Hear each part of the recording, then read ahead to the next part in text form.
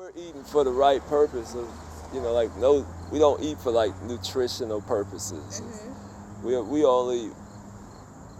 We eat for elimination purposes. Okay. That's the only thing food can do, is help to eliminate waste from your bloodstream. That's all of the eating process does. So it's not something that you look forward to. It's more of a process of like, Well, I mean, you can look forward to it. I mean, I look forward to juicing. Yeah, I look forward to a sweet piece of watermelon, or or some great cherries or something. But to understand, if we understood the reason why we eat, and then if you limit everything to that label food, everything's not food that we eat. Right. See, that's the key. If you say, well, I'm going to be a food eater, now you're talking peaches, watermelons, mangoes, dates. You're not talking cheese conies, macaroni salad, potato salad.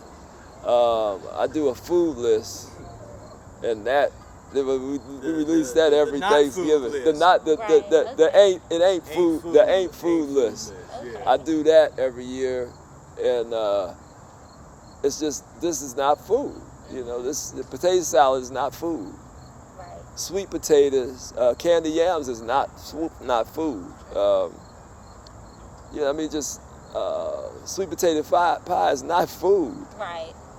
So those are just things that we have turned into done things. Oh man, we grew up on them. I mean, and we turned them into things that are not food, but have been a staple, especially in the black community. Yeah. What they call soul food. Right. Is, it has. So many people think that's good eating, so it would be hard for a lot of people to, when it's not, but it's just. Yeah, That's where we're at. People will fight you over that, like chitlins, and that food got us through slavery. Well, maybe it did, but we're not in slavery. Withstanding being whipped also got us through slavery. I don't want to do that. I don't want to do that again, right? So, I have people have really, man, that food got us, but now we are able to make choices.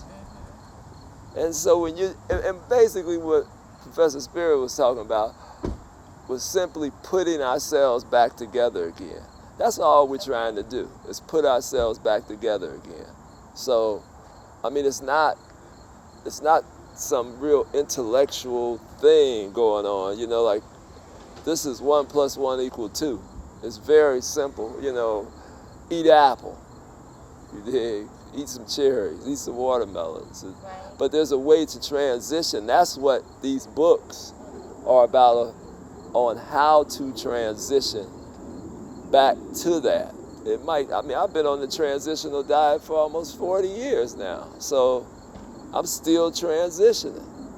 Okay. I've been able to do some long fasting and things like that, but that's been about my physiology. Your physiology might be about doing it how your physiology is, but it always going the same place, trying to get it back together. Put yourself back together again.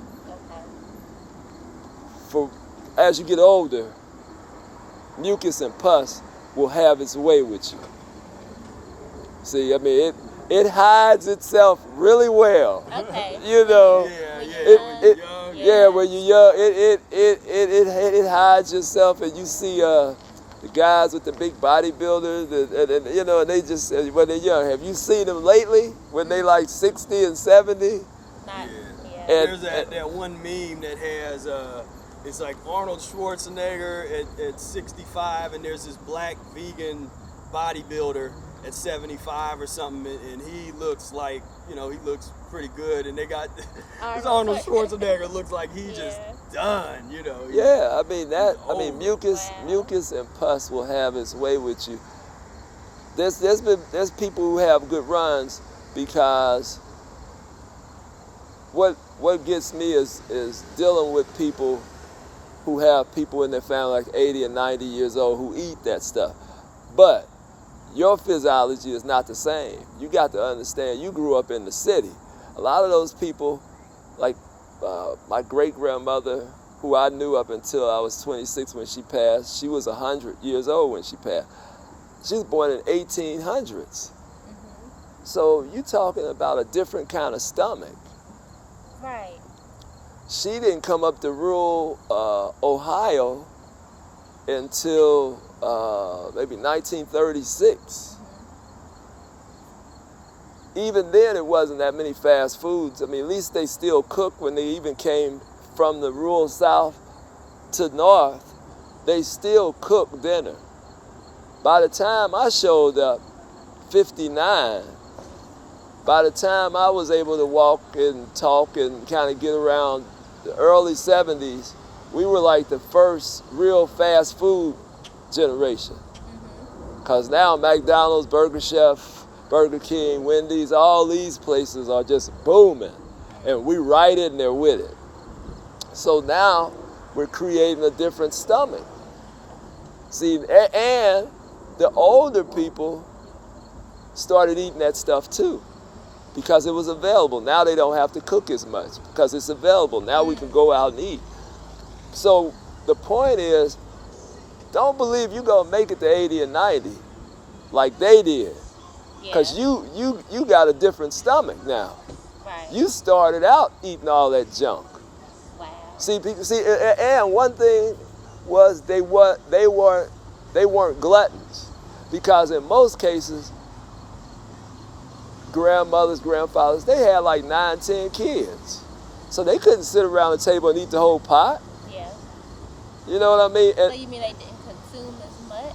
Because it was 10 or 12 of them on the farm down in rural South. They wasn't rich. Yeah, when you talk to some of the, you see what I'm saying? elders, and they'll tell you, they're like, oh yeah, we only ate meat once a week. Yeah, maybe on a Sunday. And you had that small portion. Right. Because everybody was sharing, you know, so you had your little whatever. So now here they come, migrated to the north, East Coast, New York, Detroit, Cincinnati, Louisville. Here they come. The cities are building. Now it's places, grocery stores. I mean, now we can get food 24 hours a day. You see, so now your stomach's changing. Now here come the kids. We got to name that, because you know how they have a name for the Industrial Revolution, you know, late 1800s. I mean, that's going to be called, like, we're going to name it. Yeah. It's going to be like, that's the fast food pussification movement. I think we could name it the Great Stomach Change. You know, like that's when our stomachs really changed.